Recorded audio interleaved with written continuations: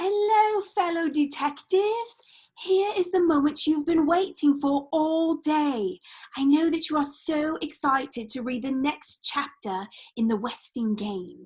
Today we are on chapter 12. I'm going to pull chapter 12 up on the screen so that you can follow along as I read it aloud. Chapter 12, The First Bomb. It was so sudden, the ear-splitting bangs, the screams, the confusion. Theo and Doug ran into the kitchen. Mrs. Theodoricus ran out. Her hair, her face, her apron were splattered with dark, dripping red. Blood, Sidel Pulaski cried, clutching her heart. Don't just sit there, Catherine Theodoricus shouted. Somebody call the fire department. Angela hurried to the payphone on the wall and stood there trembling, not knowing whether to call or not. They were snowbound. The fire engines could not reach Sunset Towers. Theo leaned through the kitchen doorway. Everything's okay. There's no fire. Chris, honey, it's all right, Mrs. Theodoricus said, kneeling before the wheelchair. It's all right, Chris. Look, it's just tomato sauce. Tomato sauce? Mrs. Theodoricus was covered with tomato sauce, not blood. The curious heirs now piled into the kitchen, except for Sidel Pulaski, who slumped to the counter. She could have a heart attack and no one would notice. Mr. Hu surveyed the scene, trying to conceal his delight. What a mess, he said. That row of cans must have exploded from the heat of the stove. The entire kitchen was splattered with tomato sauce and soaked in foam from the fire extinguishers. What a mess. George Theodoricus regarded him with suspicion. It was a bomb. Catherine Theodoricus thought so too. There was hissing and then bang, bang, sparks flying all over the kitchen. Red sparks, purple sparks. Cans of tomato sauce exploded, Doug Hu said, defending his father. The others agreed. Mrs. Theodoricus was understandably hysterical. A bomb? Ridiculous. Sam Westing certainly did not appear to have been killed by a bomb. Judge Ford suggested that the accident be reported to the police immediately in order to collect the insurance. You might as well redecorate the entire kitchen, Grace Wetzler, decorator, proposed. It should be functional, yet attractive, with lots of copper pots hanging from the ceiling. I don't think there's any real damage, Catherine Theodoricus replied, but we'll have to close for a few days to clean up. Mr. Hu smiled. Angela offered to help. Angela, dear, you have a fitting this afternoon, Grace reminded her, and we have so much to do for the wedding shower on Saturday. In thumped Sidel Pulaski. I'm fine now, just a bit woozy. Goodness, what a nasty turn. Having recovered from that nasty turn, Sidel Pulaski settled down to transcribing her shorthand to Polish, then from Polish to English. Startled by loud banging on her apartment door, she struck the wrong typewriter key. Open up! Recognizing the voice, Angela unbolted the door to a furious Turtle. All right, Angela, where is it? What? The newspaper you took from my desk. Angela carefully dug through the embroidery, personal items, and other paraphernalia in her tapestry bag and pulled out the newspaper folded to the Westing obituary. I'm sorry, Turtle. I would have asked for it, but you weren't around. You don't also happen to have my Mickey Mouse clock in there too, do you?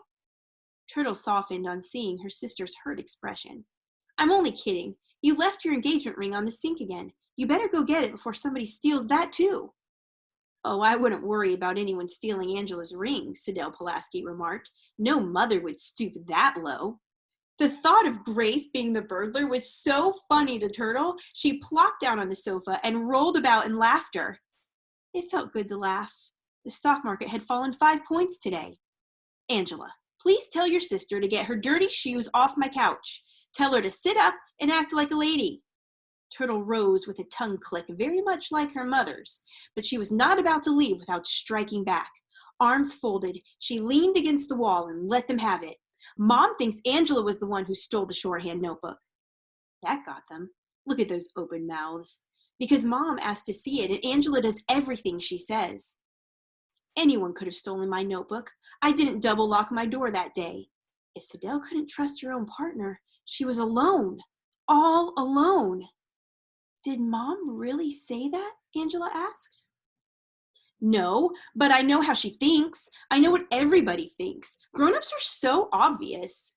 Ridiculous, scoffed Sidel. For instance, I happen to know that Angela doesn't want to marry that sappy intern.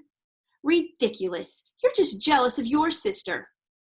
Maybe, Turtle had to admit. But I am what I am. I don't need a crutch to get attention. Uh-oh, she had gone too far. Turtle didn't mean it that way, Sidel, Angela said quickly. She used the word crutch as a symbol. She meant, that people are so afraid of revealing their true selves, they have to hide behind some sort of prop. Oh, really? Sidel replied. Then Turtle's crutch is her big mouth. No, Angela thought, hurrying her sister out of the door and back to their apartment. Turtle's crutch is her braid. The newspaper man called again to say he had found some photographs taken at Westingtown parties 20 years ago. One of those names appears in a caption as Violet Westing's escort, George Theodoricus. Go on, the judge said. That's all. He promised to send her the clippings in the Westing file as soon as he was shoveled out. The judge now knew of 4 heirs with Westing connections. James Hu, the inventor, Theo's father, her partner, Sandy McSuthers, who had been fired from the Westing paper mill, and herself. But she had to learn more, much more about each one of the heirs if she hoped to protect the victim of Sam Westing's revenge. She would have to hire a detective, a very private detective, who had not been associated with her in her practice or in the courts. J.J. Ford flipped through the yellow pages to investigators, private. Good grief! Her fingers stopped near the top of the list. Was it a coincidence or dumb luck? Or was she playing right into Sam Westing's hand? No choice but to chance it. The judge dialed the number and tapped her foot impatiently, waiting for an answer. Hello, if you're looking for a snowbound private investigator, you've got the right number. Yes, she had the right number. It may be a trick, but it was no coincidence. The voices were one and the same. And that is the end of chapter 12. So what I would like you to do now, after you have listened to this entire video, is underneath this link to comment right underneath this video that you have watched this entire video. Then I would like you to go to the discussion questions and answer every discussion question about chapter 12. Now, yesterday, some of you had trouble finding the discussion questions. So what you need to do is when you go to LMS, you click on Distance Learning English. Then you will click on Lesson 2. Then look for the words that say Westingame Chapter 12 Discussion. Click on those words and then you'll be led right into the discussion. Answer all of those questions and then I will check them and give you a daily work grade for that. Until tomorrow.